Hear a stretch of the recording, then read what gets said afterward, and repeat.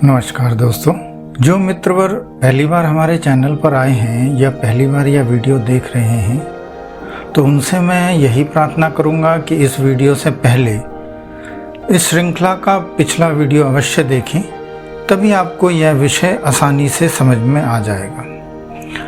बल्कि आप इसे अपनी रोज़मर्रा की ज़िंदगी में बेखौफ तरीके से उतार पाएंगे और यही हमारा ध्येय और संकल्प है।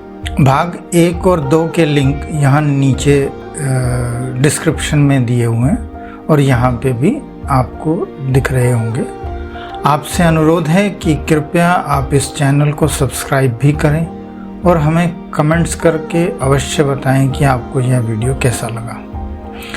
आपके मन में यदि कोई प्रश्न है या आप कोई व्यक्तिगत प्रश्न पूछना चाहते हैं तो आप हमारे फेसबुक ग्रुप या पेज या टेलीग्राम चैनल या वेबसाइट से जुड़ सकते हैं। सब लिंक नीचे डिस्क्रिप्शन के अंत में दिए गए हैं। दोस्तों, हमारे जहन में बहुत से सवाल उभरते हैं कि कर्मफल असल में मिलता है? अगर कर्मफल मिलता है तो फिर फ्री विल क्या है? माया मोह क्या होता है? किस्मत या होनी क्या होती है? मन क्या है? मन को कैसे कंट्रोल कर सकते हैं? कुंडलिनी शक्ति क्या है? गुरु को कैसे चुना जा सकता है? आइंस्टाइन या स्टीफन हॉकिंग की टाइम मशीन क्या असल में हो सकती है?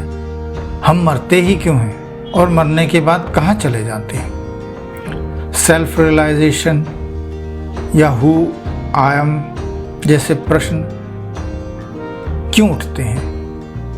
यदि उठते हैं तो इनका हल क्या है? तंत्र मंत्र यंत्र की क्या सचमुच ताकत होती है? ये नज़र लगना क्या होता है? क्या सचमुच इसका कुछ भी असर होता है? अगर है तो इसका इलाज क्या है? क्या हम कर्म योग से अपने अंदर बदलाव ला सकते हैं? पर्सनैलिटी डेवलपमेंट क्या कर्म योग से संभव है? क्या हम पॉजिटिव हो सकते हैं? ऐसे और भी बहुत से प्रश्नों का जवाब आपको हमारी इस श्रृंखला के वीडियोस में अवश्य मिलेगा। कृपया हमारे साथ जुड़े रहें। खैर, आगे बढ़ते हैं और कर्म योग यानी कर्म और कर्म फल को विज्ञान की दृष्टि से देखते हैं, ताकि कर्म और कर्म फल या कर्म योग किताबी ना रह जाए। इसे व्यवहारिक जामा पहनाते हैं ताकि यह आपकी रोज़मर्रा की ज़िंदगी में स्वयं ही उतर जाए। दोस्तों, कर्म और कर्म फल की जब भी बात आती है तो हमें वेद, पुराण, रामायण, महाभारत व गीता के साथ ही साथ अन्य हजारों श्लोक, घटनाएं व कहानियां सुना दी जाती हैं। इतना सब सुनने के बाद हम अभी यह सोच ही रहे होते हैं कि इन सब का मैं क्या करूं? मुझे तो आज के संदर्भ में बताओ और समझाओ। लेकिन हमारी बातों को अनसुना कर कुछ ऐसी नसीहतें दी जाती हैं जो लगभग अव्यवहारिक होती हैं। क्यों? है ना सही बात? लेकिन हम आपको वह सब बताएंगे जो सही मायने में सही है और व्यवहारिक है। हम वेद, पुराण, महाभारत, रामायण, गीता व अन्य का जिक्र तो करेंगे, लेकिन उतना ही जितना जरूरी है और आज के संदर्भ में प्रासंगिक है। आइए शुरू करते हैं। दोस्तों, जैसा कि हमने इस श्रृंखला के भाग 1 में बताया था कि यदि ब्रह्मांड को ध्यान से देखें तो पाएंगे कि जैसे पृथ्वी अपनी धुरी पर घूम रही है, वैसे ही हर ग्रह अपनी धुरी पर घूमने के अलावा किसी न किसी और ग्रह के भी चक्कर लगा रहा है। जैसे पृथ्वी सूर्य का चक्कर लगा रही है और सूर्य आकाशगंगा का चक्कर लगा रहा है और आकाशगंगा ब्लैक होल का चक्कर लगाने के साथ ही साथ पूरी आकाशगंगा भी चल रही है। आइए इन सब जानकारी को अपनी जिंदगी में ढालकर देखते हैं।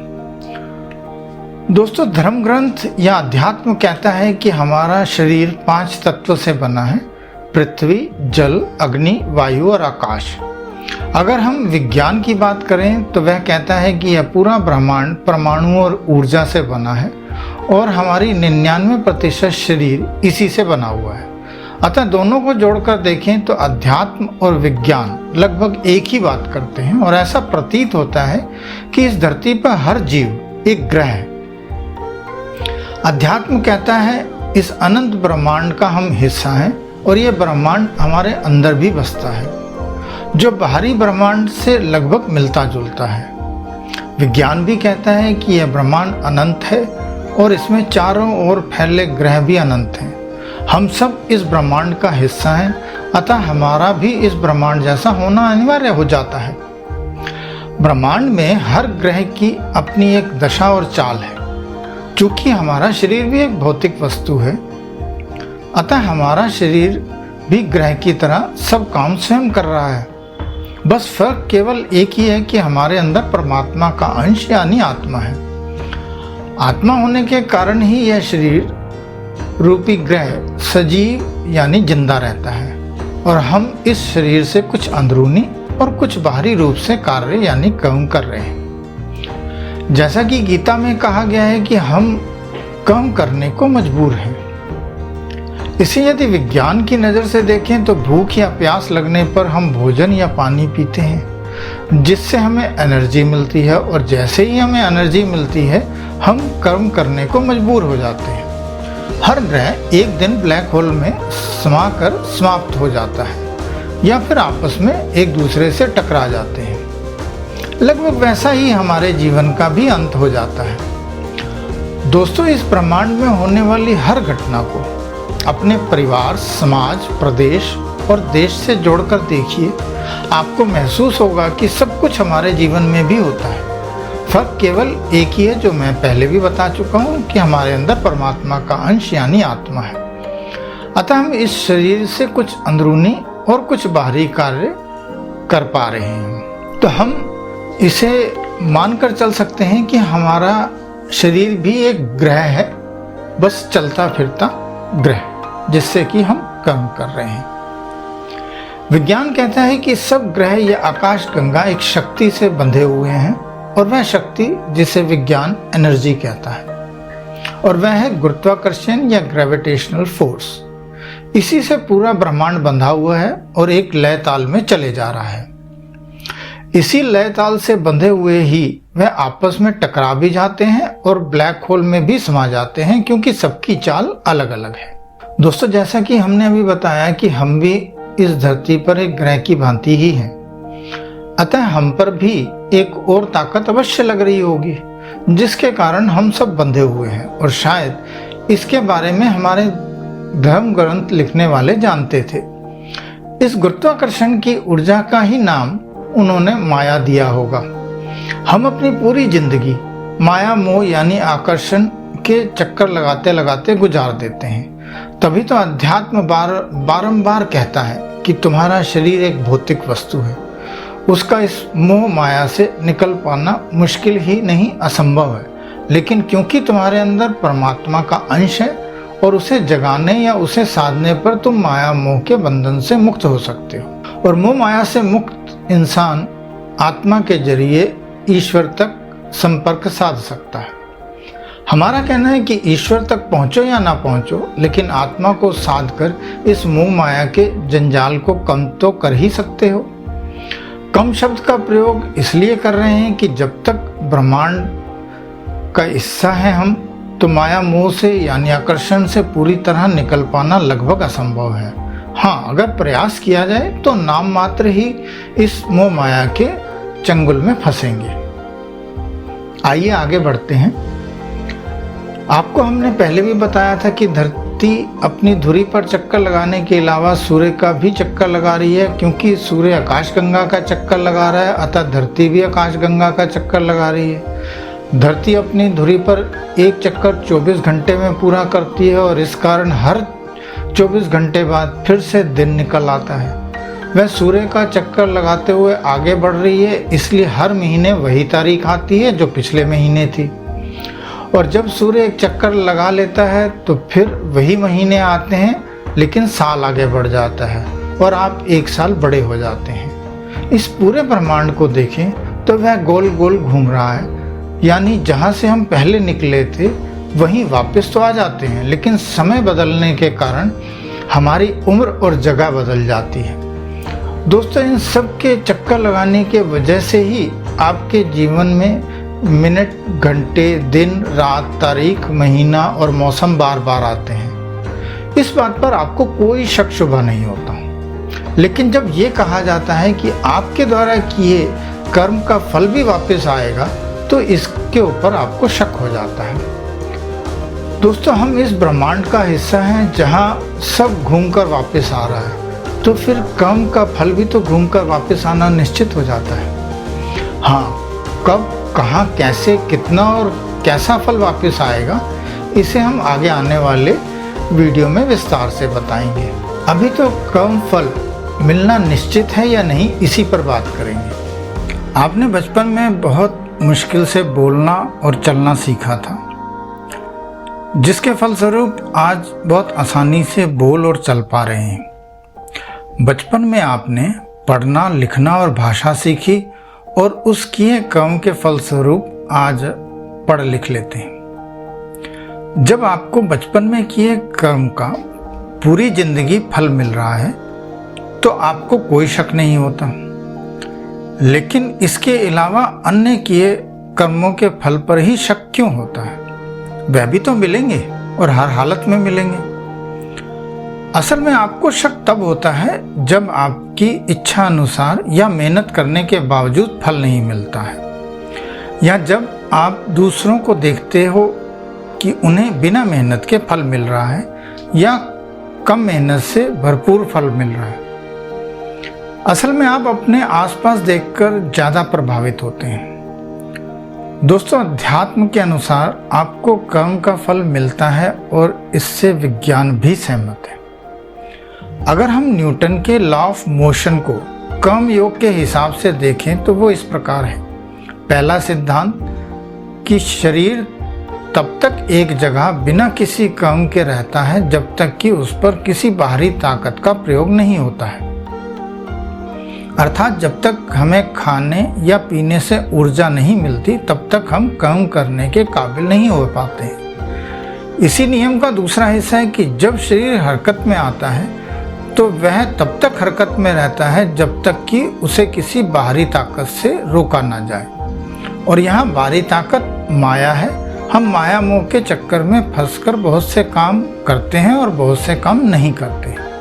खैर, न्यूटन के लॉ ऑफ मोशन का तीसरा सिद्धांत कहता है कि हर क्रिया की प्रतिक्रिया या हर कर्म का फल होता है। क्योंकि आप भौतिक शरीर से भौतिक कार्य कर रहे हैं, जैसे मशीन में तेल डालना या शरीर को चलाने के लिए सांस या खाना खाना या पानी पीना, सब एक ही बराबर है।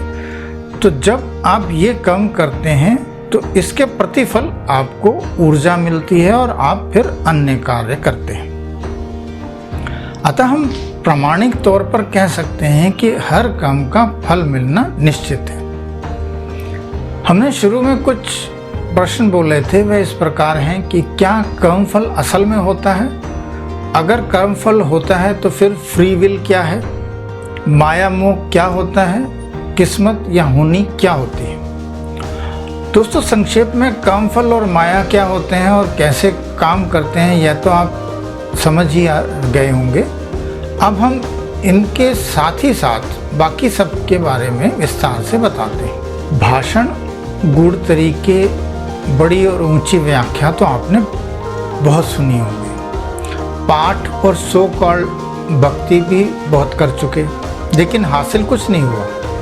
एक कहावत तो आप लोगों ने सुनी होगी कि भूखे पेट भजन ना होए गोपाला। आज हम अपनी रोज़मर्रा की ज़िंदगी में जूझ रहे हैं।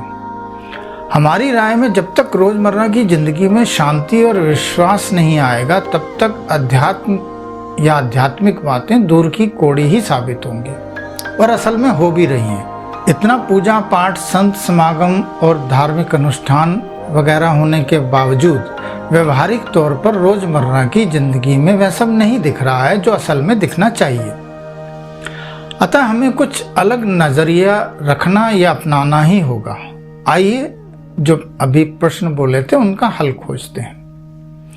दोस्तों, यदि हम आसमान में एक तीर छोड़ें तो वह तीर कुछ समय बाद नीचे धरती पर आ गिरता है, क्योंकि धरती में गुरुत्वाकर्षण शक्ति है।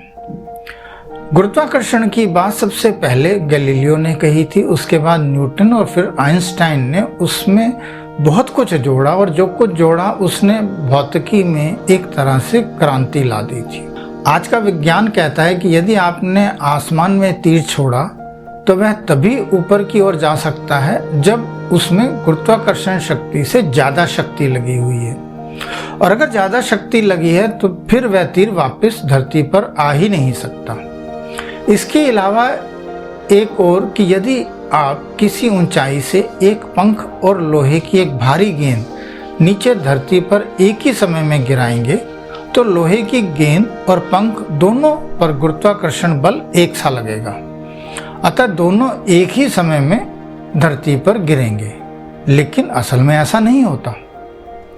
इस बारे में विज्ञान कहता है कि धरती का एक अपना वातावरण है जिसमें बहुत से कण यानी पार्टिकल्स रहते हैं, और जब एक तीर या गेंद आसमान में फेंकी जाती है तब उस पर दो तरफ से खिंचावट आती है। वातावरण में फैले कण उस तीर या गेंद से घर्षण यानी फ्रिक्शन करते हैं, जिससे उसकी ऊपर जाने की स्पीड धीरे धीरे कम होने लगती है। और एक समय आता है जब उस तीर या गेंद की ऊपर जाने की स्पीड 0 हो जाती है, तब गुरुत्वाकर्षण शक्ति उसे वापस धरती पर खींच लेती है। इसी तरह ही एक पंख और लोहे की गेंद के साथ भी ऐसा होता है। अर्थात यदि पृथ्वी पर फैला वातावरण ना हो तो वह तीर या गेंद वापस नहीं आएंगे और पंख और लोहे की गेंद एक साथ धरती पर गिरेंगे। आइए अब इसे आध्यात्मिक दृष्टि से देखें।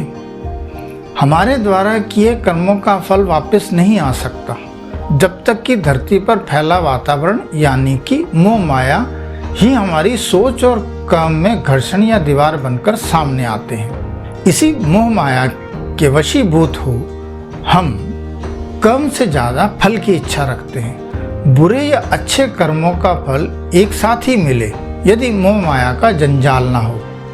हम यहाँ बुरा या अच्छा कर्म अभी के लिए वही मानकर चल रहे हैं जैसे आपको पता है। इसके बारे में विस्तार से आगे आने वाले वीडियो में बताएंगे।